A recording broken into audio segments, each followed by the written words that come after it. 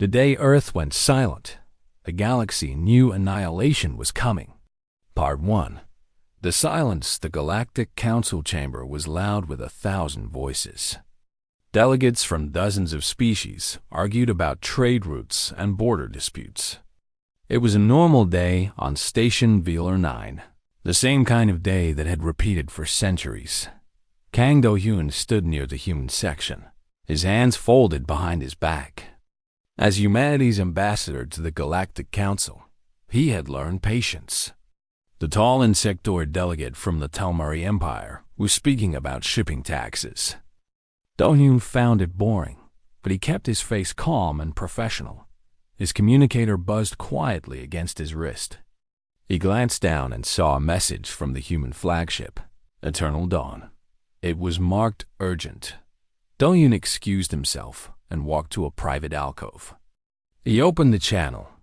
The face of Yoon Ji-won appeared on the small screen. She was the chief communications officer, and Do-hyun had never seen her look so pale. "Ambassador," Ji-won said. Her voice was steady, but her eyes showed fear. "We have a problem. Earth has gone dark." Do-hyun felt his heart stop for a moment. "Explain." "All signals from the Sol system have ceased. No communication from Earth, Mars, the lunar colonies, or any station. Nothing. Complete silence." Ji-won swallowed hard. "I ran diagnostics 3 times. Our equipment is working perfectly. The signals just stopped." Do-hyun closed his eyes. He knew what this meant. He had hoped this day would never come, but deep inside, he had always known it would. "When?" he asked. 17 minutes ago. I contacted you immediately." "You did well. Maintain observation. Tell no one else yet." Do-hyun ended the call and stood in the alcove for a long moment. His mind raced through possibilities, but he kept returning to the same terrible answer. They had found Earth. He walked back to the council chamber. The debates continued as if nothing had happened. These beings had no idea that everything was about to change. The Telmari ambassador Quovis noticed Do-hyun's return. The 7-foot insectoid had compound eyes that could read the smallest facial movements. Quovis clicked his mandibles softly, a sign of concern in his species. "Ambassador Do-hyun," Quovis said quietly, moving close to the human. "You seem troubled." Do-hyun looked up at his alien colleague. Over the years, Quovis had become something like a friend. The Telmari genuinely liked humans, which was rare among galactic species. Most saw humans as young, loud, and too emotional. "Something has happened," Do-hyun said. "I need to address the council." Before Quovis could respond, alarms began sounding throughout the station. Every communication console in the chamber lit up with emergency signals. Delegates looked at their devices with confusion and growing fear. The word spread quickly. Earth was silent. The entire Sol system had gone dark. Chaos erupted. Some species began cheering. The Vraxi delegate actually laughed, his scaled face twisted with pleasure. "Finally!" he shouted. "The humans are gone. Perhaps the universe has corrected its mistake." Others reacted differently. The Salvari diplomats huddled together, their silver skin turning gray with worry. The small delegation from the Remnant Collective, mysterious beings who rarely spoke, stood perfectly still and watched. Do-hyun walked to the central speaking platform. He stood there, waiting for silence. It took several minutes, but eventually the chamber quieted. All eyes turned to the human ambassador. "I will not pretend to know exactly what has happened to Earth," Do-hyun began. His voice was calm and clear. "But I will tell you what I believe. And I think Council Elder Vexen will confirm my fears." Every head turned to look at the ancient being in the corner of the chamber. Elder Vexen was old beyond measure. Some said he had been alive when the first species joined the galactic community. He rarely spoke anymore. Slowly, Vexen rose from his seat. His body was thin and frail. but his eyes burned with ancient knowledge. He walked to the platform, and the chamber fell completely silent. "The last time a world went quiet like this," Vexen said, his voice like dry leaves, "was 12,000 years ago. I was young then. I remember the fear. I remember the death." He paused and looked around the chamber. The harvesters had come. The word hit the chamber like a physical blow. Some delegates screamed. Others ran for the exits. The Vraxi delegate was no longer laughing. His scales had turned white with terror. Do-hyun remained still. He had read the classified files. He knew about the harvesters, the ancient threat that had destroyed countless civilizations. Most species believed they were just a legend, a story to frighten children. But humans had found evidence. They had studied the ruins of dead worlds. They knew the truth. "Ambassador Do-hyun," Vexen said, turning to the human, "your people have been studying them. What do you know?" Do-hyun took a breath. "We know they are real. We know they consume entire civilizations. They harvest the neural energy of sentient beings. And we know they are attracted to communication signals." He looked at the terrified delegates. "Every species that has ever broadcast into space has left a trail that leads the harvesters directly to us. Then we must flee." Someone shouted, "We must hide." "You cannot hide from them," Vexen said sadly. "They are patient. They will find you. They always find you." Do-hyun stepped forward. "There may be another option. Earth did not go silent because it was destroyed. Earth went silent because we chose to go silent." Confusion spread through the chamber. Quovis clicked his mandibles. "What do you mean?" 6 months ago, our deep space observation posts detected something near Neptune. Harvester scout probes. Do-hyun let the words sink in. "We knew they were coming. So we activated the blackout protocol. We made Earth invisible to their sensors. We went dark to prepare." The chamber erupted in questions, but Do-hyun raised his hand for silence. He pulled out his communicator and sent a single coded message to every human ship in the galaxy. The message contained only 2 words, Protocol Omega. Across the stars, on hundreds of ships, human crews received the message. They knew what it meant. Without hesitation, they moved to battle stations. Weapons charged. Shields activated. The scattered human fleet began moving toward the Sol system. "What have you done?" the Vraxi delegate demanded. Do-hyun looked at him with cold eyes. "I have called my people to war." He turned to address the entire chamber. "The harvesters are coming. Earth knew this. We have been preparing. Now you must decide if you will stand with us or run." Elder Vexen watched the human ambassador with something like wonder. In 12,000 years, he had never seen a species react to the harvesters with anything but terror. But this human showed no fear. His eyes held something different. They held determination. "They found us," Do-hyun said quietly. "But they have no idea what they found." The day Earth went silent, the galaxy knew annihilation was coming. Part 2. The gathering storm, the human battlecruiser Iron. Resolve dropped out of faster-than-light travel at the edge of the Sol system. Captain Bae-Sun-ho stood on the bridge, his hands gripping the railing as he stared at the main viewing screen. What he saw made his blood run cold. The harvester fleet filled the darkness of space. Thousands of ships, each one larger than anything humanity had ever built. They hung in the void like a swarm of metal insects, their surfaces black and smooth, absorbing light rather than reflecting it. They were beautiful in a terrible way. "Captain," Lieutenant Chomire said from her tactical station. Her voice was barely a whisper. "I am counting over 8,000 vessels. And those are just the ones our sensors can detect." Sun-ho nodded slowly. He was a veteran of 3 border conflicts. He had faced death many times, but he had never felt fear like this. The enemy before him was beyond anything he had imagined. "Why are they not attacking?" he asked. Myray studied her screens. They appeared to be scanning the system, looking for something. She paused. "Sir, I do not think they can find Earth. The blackout protocol is working. They know something should be here, but they cannot locate it." Sunho allowed himself a small moment of relief. The scientists had been right.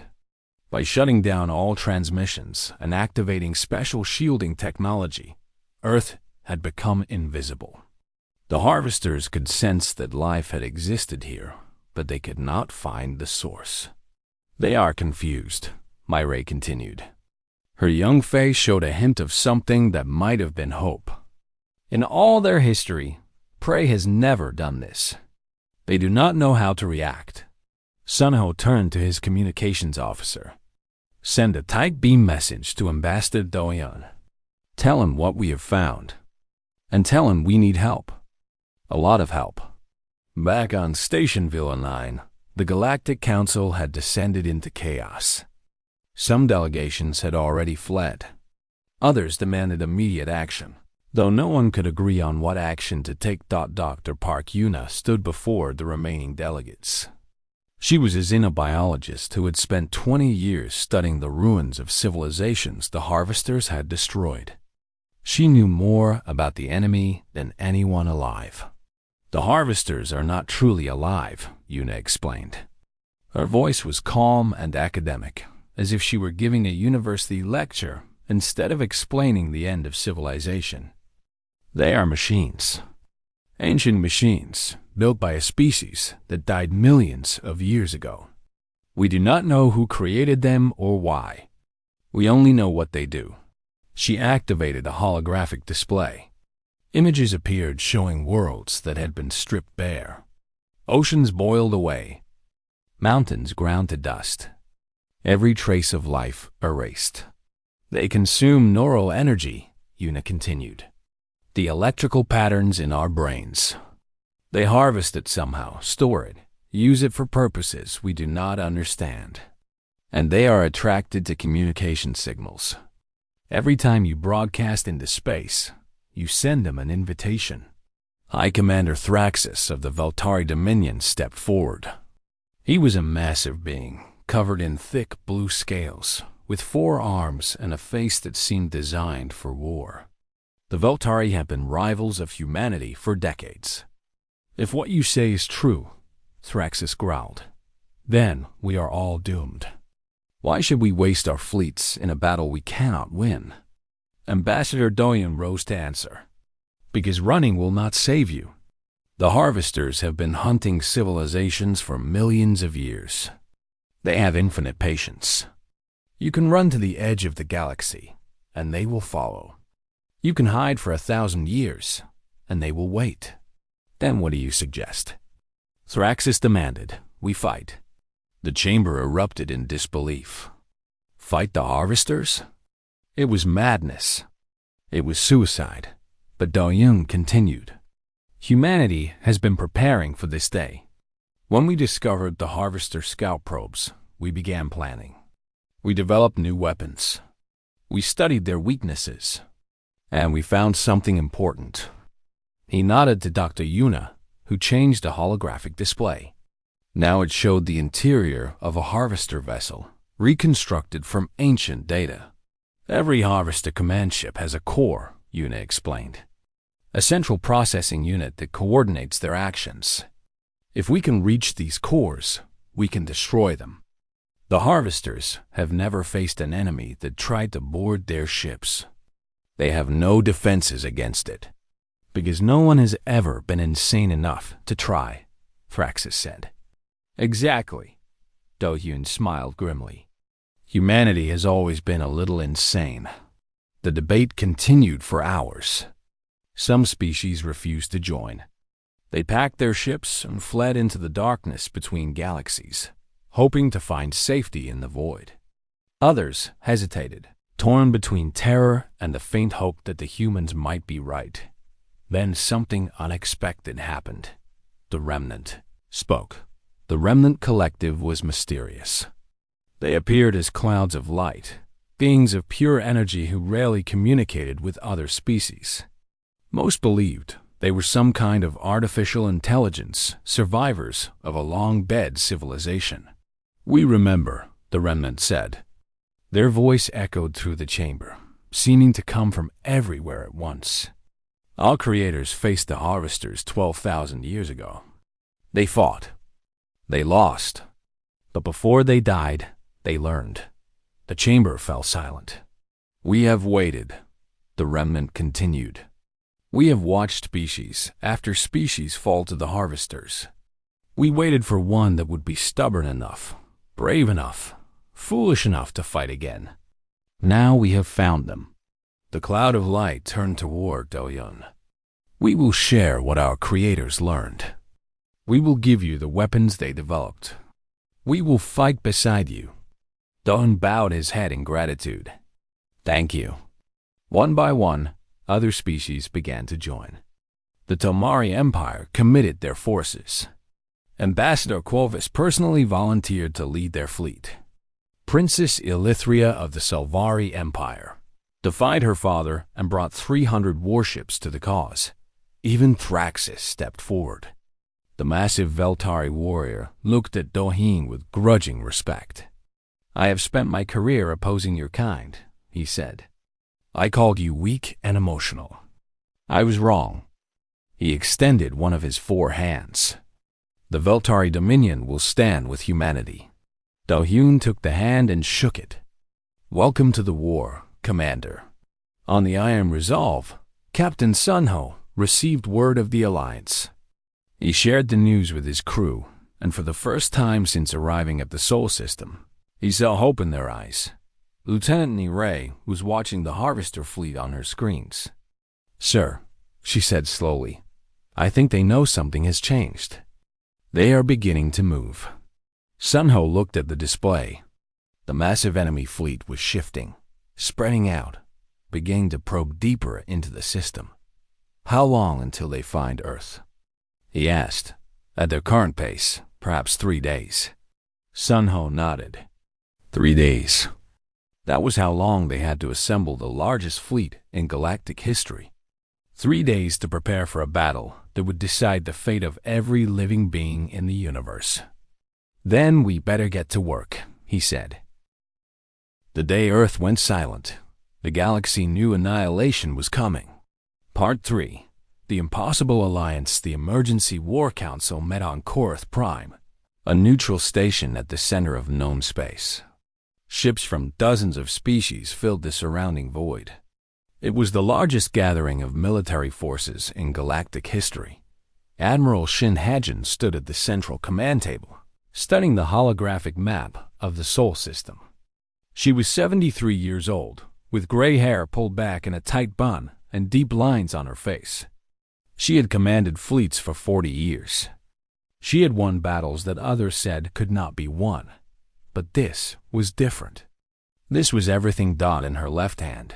She held knitting needles and a half-finished blanket. She worked the yarn slowly as she studied the enemy positions. The other commanders stared at her with confusion. "Admiral," Ambassador Yu Taiwan said gently, "perhaps now is not the time for knitting." Hajin did not look up from her work. "I knit when I think. It helps me focus." She counted stitches silently, then continued. "Besides, this blanket is for my great-granddaughter. She was born 3 months ago. I intend to finish it and give it to her in person." The message was clear. Hajin planned to survive this battle. She planned for humanity to survive. Taiwan smiled. He was an old man himself, called out of retirement to help manage the diplomatic side of the alliance.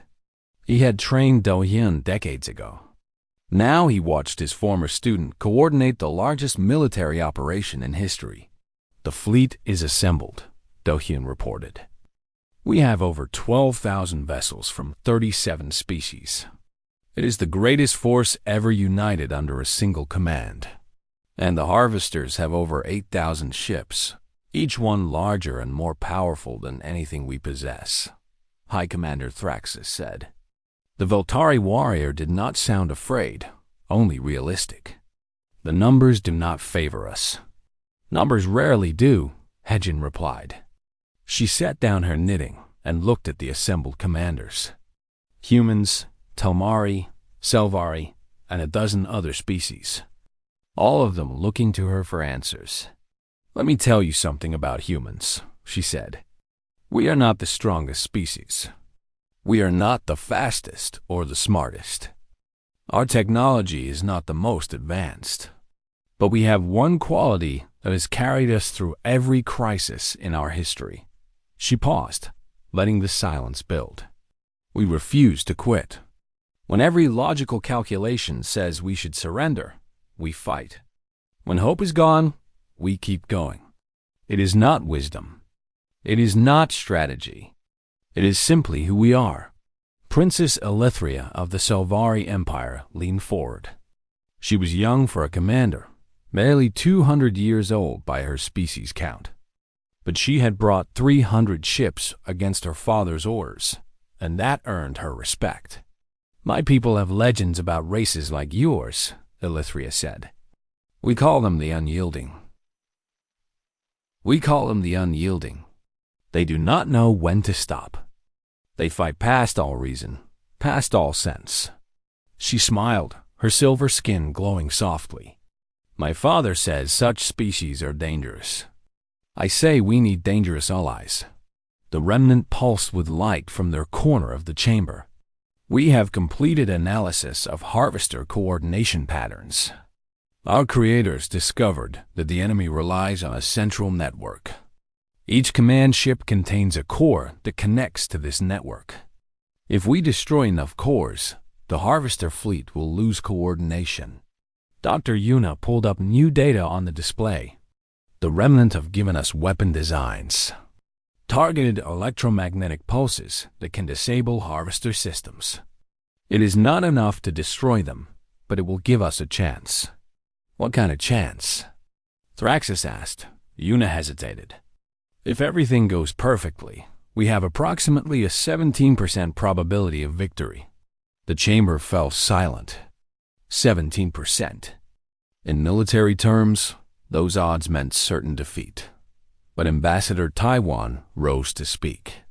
He moved slowly, his old joints aching, but his voice was strong. I want to tell you a story, he said. When I was young, humanity nearly destroyed itself. We had weapons that could end all life on our planet, and we came very close to using them. Many people thought we were doomed. He walked around the table, meeting the eyes of each alien commander. But we survived. Not because we were smart or strong. We survived because a few people refused to accept destruction. They worked for peace when peace seemed impossible. They built bridges when walls seemed easier. They chose hope over fear.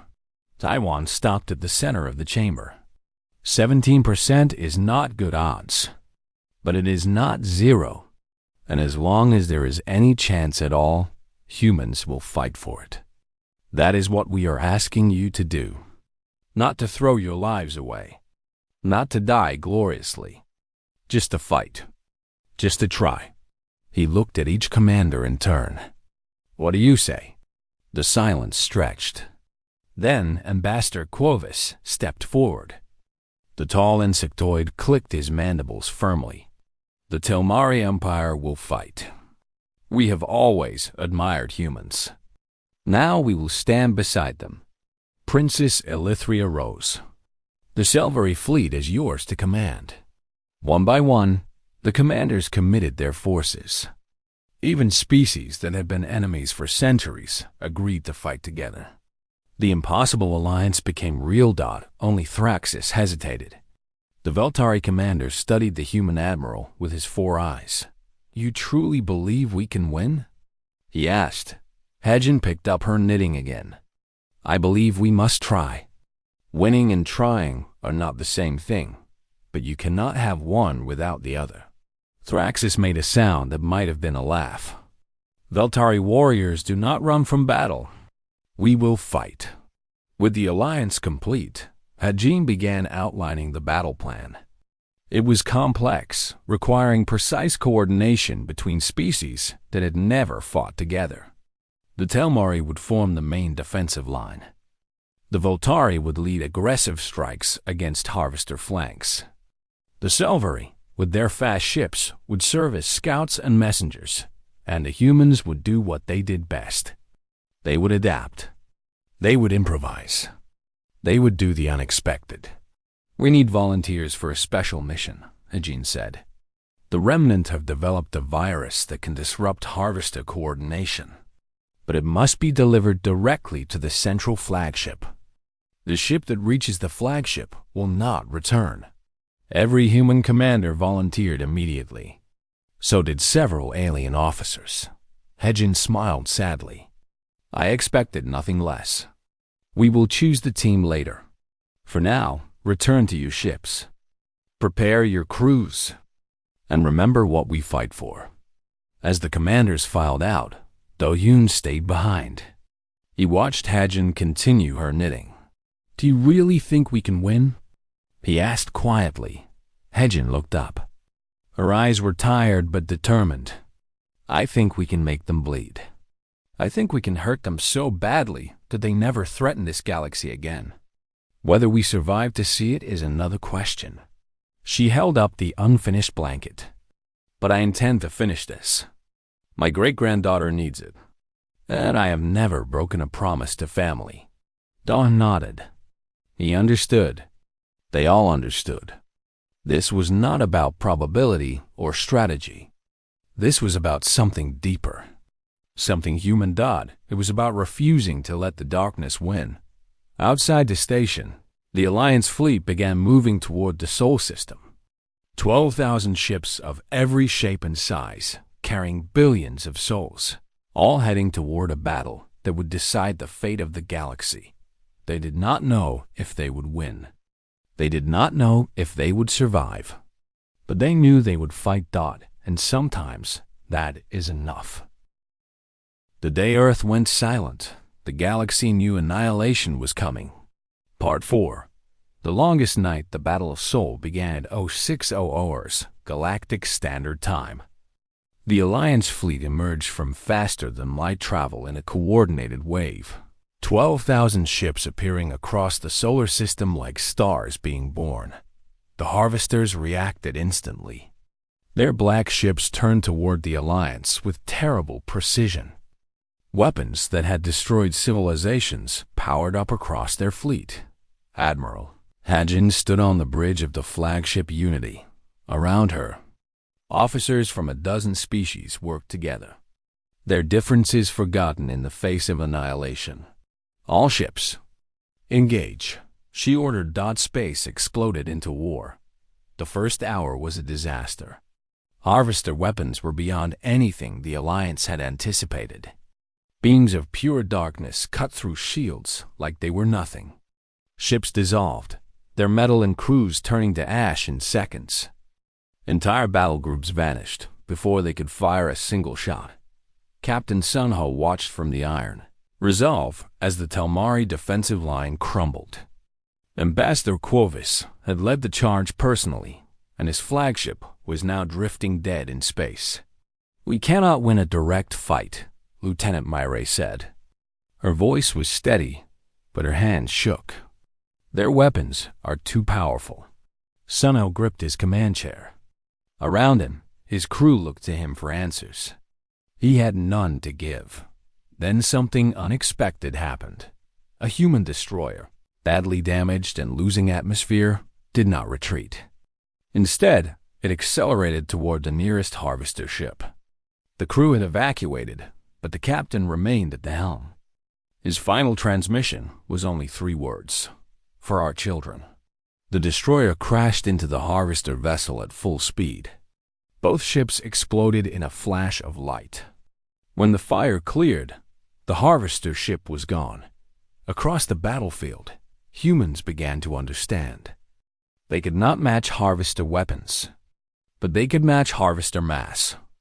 And humans were willing to pay prices the Harvesters could not imagine. Damaged ships stopped retreating. Pilots ejected their crews and flew into enemy weapon arrays. Captains rammed their vessels into harvester hulls. It was not strategy. It was defiance. Pure, stubborn, human defiance. The harvesters did not understand. In millions of years, no prey had ever acted this way. Their coordination flickered as their central consciousness tried to process behavior that defied all logic. "The enemy is confused," Myre reported. "Their formation is breaking." "Then we hit them now," Senho said. "All ships, advance. Make them pay for every meter." On the human assault carrier Thunder, Corporal Nam Yunji led her Marine squad into a boarding shuttle. They were one of 30 teams attempting to board Harvester command ships. No one expected them to survive. Eung did not care about survival. She cared about her sister back on Earth, about her parents, about the billions of innocent people hiding under the Blackout Protocol. If she could destroy even one Harvester core, it would be worth her life. The shuttle launched into the chaos of battle. Yunji watched through the small viewport as ships exploded around them. The pilot dodged debris and enemy fire with impossible skill. 30 seconds to contact, the pilot announced. Yunji checked her weapon one last time. It was a standard plasma rifle, modified with remnant technology. She did not know if it would work against Harvester machines. She was about to find out. The shuttle crashed through the hull of a Harvester command ship. Emergency seals activated, keeping the atmosphere inside. Yunji and her squad rushed out into an alien corridor. The inside of the Harvester ship was dark and cold. The walls were smooth black metal without markings or lights. It felt like being inside a tomb. "Movement ahead," one of her soldiers whispered. Harvester drones appeared from the darkness. They were spider-like machines, with too many legs and glowing red sensors where eyes should be. They did not speak. They did not threaten. They simply attacked. The fighting was brutal. Yunji lost 3 soldiers in the first minute. But the remnant weapons worked. The drones fell to modified plasma fire. The squad pushed deeper into the ship. They followed energy signatures toward what Yunji hoped was the core. What they found changed everything. The core chamber was vast. At its center hung a sphere of pulsing light, connected to the ship by thousands of cables. And around the sphere, preserved in glass containers, were bodies. Millions of bodies. Beings from hundreds of species, their forms twisted and frozen. They were not dead. Yunji could see their eyes moving, their mouths open in silent screams. "They are still alive," she whispered. "The harvesters keep them alive." The neural harvesting was not a quick death. It was eternal torture. The harvesters extracted mental energy from living victims, keeping them conscious and suffering forever. Yunji felt rage burn through her fear. She raised her weapon and fired at the core. The sphere cracked. The pulsing light flickered. Throughout the ship, systems began to fail. "All teams, this is Corporal Yunji." She broadcast on all frequencies. "The cores are vulnerable. Destroy them, and free the prisoners if you can. They deserve peace." Across the battlefield, the message spread. The boarding teams found new determination. One by one, Harvester command ships went dark as their cores were destroyed. But the Harvesters had a central flagship. The largest ship in their fleet, it coordinated all the others. As long as it survived, the enemy could adapt and recover. Pilot Oh Jinho had volunteered for the suicide mission. His ship carried the Remnant Virus, a digital weapon that could disrupt Harvester coordination permanently. But it had to be delivered directly to the flagship's core. His ship was small and fast. He had stripped it of everything except engines and the virus payload. As he flew toward the flagship, Harvester weapons tried to track him. He dodged with reflexes honed by 20 years of combat flying. "Command, this is Jinho," he transmitted. "I am on approach. 30 seconds to target." Admiral Hagen's voice came back. "Understood, pilot. We will remember you. Just make sure we win," Jinho replied. "That is all the memorial I need." His ship pierced the flagship's hull. In the final moment, he activated the virus and smiled. The explosion was visible across the solar system. The Harvester flagship cracked open like an egg, its internal systems destroyed. The virus spread through their network, scrambling coordination signals. Across the battlefield, Harvester ships began to malfunction. They fired at empty space. They collided with each other. Their perfect coordination became chaos. Admiral Hagen watched the enemy fleet fall into disarray. Tears ran down her face, but her voice was steady. "All ships, this is the Admiral. Finish them. Do not let a single Harvester survive. They do not deserve mercy." The Alliance fleet surged forward. Hours of desperate defense became relentless attack. Every ship that could still fight pressed the advantage. The battle lasted another 6 hours. When it ended, the Harvester fleet was destroyed. Not defeated, not driven away. Destroyed completely, but the cost was terrible. 60% of the Alliance fleet was gone. Millions of soldiers from dozens of species had died. Ambassador Corvus was among the fallen. So were thousands of other heroes whose names would fill monuments for generations. Admiral Hagen stood on her damaged bridge, surrounded by weeping officers. Her uniform was torn and stained with blood that might have been her own. In her hands, she still held her knitting needles. "Did we win?" someone asked. Hagen looked out at the debris field that had been the Harvester fleet. Somewhere in that wreckage were the remains of Jinho's ship, and Yunji's boarding team, and countless others who had given everything. "Yes," she said quietly. "We won." She picked up her needles and began to knit again. The blanket was almost finished. She had a promise to keep. The day Earth went silent, the galaxy knew annihilation was coming. Part 5. The day Earth spoke again, 1 year had passed since the Battle of Sol. The galaxy was still healing. Entire species had been reduced to scattered survivors.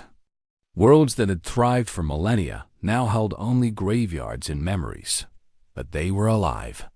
Against all odds, they had survived. Earth emerged from its silence slowly. The blackout protocol was lifted on a spring morning, and for the first time in over a year, human voices filled the galaxy once more. Ambassador Doyin stood before the Galactic Council, in the same chamber where everything had begun. The room was different now. New flags hung from the walls, representing species that had been saved by the Alliance. Empty seats marked those that had not. "Fellow beings of the galaxy," Doyin began. His voice was calm, but those who knew him could see the weight he carried. 1 year ago, Earth went silent. Many of you thought we had been destroyed. Some of you hoped we had been. A few delegates shifted uncomfortably in their seats. But we did not go silent out of fear. We went silent to prepare, to plan, to give ourselves and all of you a chance to survive. Doyin paused.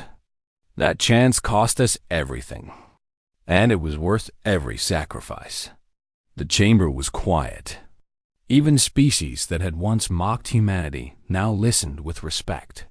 "The Harvesters are gone," Doyin continued. "Not defeated. Gone. We hunted down every survivor, every drone, every piece of their technology. They will never threaten this galaxy again." He pulled up a holographic display. It showed the current state of known space. Devastated regions marked in red. Recovery zones in yellow. Safe areas in green. But our work is not finished. We have lost so much. Species that had culture and history stretching back millions of years are now extinct. Others survive only as handfuls of refugees. The galaxy we knew is gone. Doyin lowered the display and looked at the assembled delegates. We must build something new. Something better. and humanity offers itself not as a leader, but as a partner. We fought together. Now let us heal together. The response was overwhelming. Species that had been enemies for centuries pledged cooperation. Resources flowed to devastated worlds. Survivors of extinct races were welcomed into new communities. On Earth, reconstruction proceeded at a remarkable pace. Cities that had hidden in darkness emerged into sunlight. Children who had been born during the blackout saw open skies for the first time. Life returned. Captain Sunho retired from military service. He had lost too many friends, seen too much death. He bought a small farm in the Korean countryside and grew vegetables. Sometimes young people came to ask him about the war. He told them the truth, all of it. Even the parts that hurt. Dr. Yuna received permission to study the remains of the Harvester fleet. What she found confirmed their theories. The Harvesters had been built by a species that died millions of years ago. They were tools, nothing more. Tools that had been forgotten by their creators and left to run forever. They were not evil, Yuna explained in her research papers. They were not cruel. They were simply following programming. They did what they were designed to do. She paused in her writing and stared at her screen. Which might be the saddest part of all. The remnant, their purpose finally fulfilled, chose to share everything. The knowledge their creators had gathered over thousands of years became freely available to all species. Technologies that had been hoarded were now open. Secrets that had been buried were revealed. We have waited so long, the remnant said during their final address to the council. Our creators hoped that someday someone would finish what they started. They wanted the Harvesters destroyed. They wanted the galaxy to be free. The lights that formed the remnant seemed to pulse with something like joy. That day has come. Our duty is complete. The remnant did not disappear. They remained, joining the galactic community as equals. After millions of years of waiting, they finally had a future. High Commander Thraxus of the Voltari Dominion became an unexpected advocate for peace. The warrior who had spent his career opposing humanity now traveled the galaxy promoting cooperation. I was wrong about humans, he told anyone who would listen. I thought they were weak because they showed emotion. I thought they were foolish because they refused to calculate odds. But I learned something in that battle. He tapped his chest with one massive fist. Strength is not about muscles or weapons. Strength is about standing when standing seems impossible. Humans taught me that. Princess Elithria became queen of the Selvari Empire after her father died in the war. Her first act was to establish a memorial for every species that had fallen. The memorial grew until it covered an entire moon, names and images of the dead stretching across its surface. We will not forget them, Elithria declared at the dedication ceremony. Every species that fell, every soldier who died, every world that was lost. They are part of our story now. They are why we survived. Admiral Hadjin finally finished her blanket. She presented it to her great-granddaughter on the child's first birthday. The girl was named Jinho, after the pilot who had sacrificed himself to save them all. This blanket was made during the war, Hadjin told the child, though the baby was too young to understand. I started it because I believed we would win. I finished it because we did. She wrapped the blanket around the small body. You are the future now. All of you are. Ajin died peacefully in her sleep 6 months later. The entire galaxy mourned. Her funeral was attended by representatives from every surviving species. They came to honor the woman who had refused to quit when quitting was the logical choice. Yoon Ji-won remained in service, eventually becoming an admiral herself. She often thought about that day when she first detected Earth's silence. How afraid she had been. How certain she was that everything was ending. I was wrong, she told her crew years later. I thought the silence meant death, but it meant preparation. It meant hope. Sometimes you have to go quiet before you can speak loudly enough for everyone to hear. The final chapter of the Harvester War was written by historians from every species. They recorded the battles and the sacrifices. They documented the heroes and the losses. But they also recorded something else. Something that would define the galaxy for generations to come. They recorded the moment when Earth spoke again. It happened exactly 1 year after the blackout protocol ended. Every human transmitter, every ship, every colony broadcast the same message simultaneously. It reached every corner of known space. This is Earth. We are still here. We went silent to protect ourselves and to protect you. We fought beside you. We bled beside you. And now we stand beside you, not as young newcomers, but as equals. The message continued. The darkness came for us all.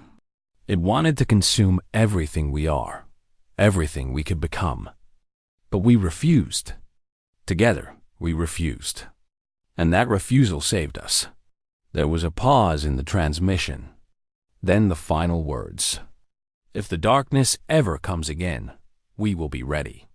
We will stand together. We will fight together. And we will win together. Because that is who we are now. Not humans. Not Telmari. Not Veltari or Selvari or any single species. We are the beings who survived. We are the Alliance. And we will never be silent again. Across 1,000 worlds, in 100 languages, the galaxy responded. Ships flashed their lights. Crowds cheered. Children looked up at the stars and knew that they were not alone. They would never be alone again. Little Jinho, wrapped in her great-grandmother's blanket, slept peacefully through it all. She dreamed of stars and ships and adventures yet to come. The future stretched before her, bright and full of possibility. The darkness was gone. The light had one dot and Earth spoke again.